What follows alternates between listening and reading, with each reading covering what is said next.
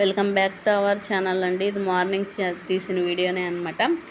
ఎందుకంటే నేను తొందరగా వాషింగ్ మిషన్లోకి రగ్గేసిండేదే మంచిదైంది. ఎందుకంటే ఎండాకాలం కదా, కరెంటు వచ్చేది పోయేది చాలా ఇబ్బంది చేసేస్తుంది.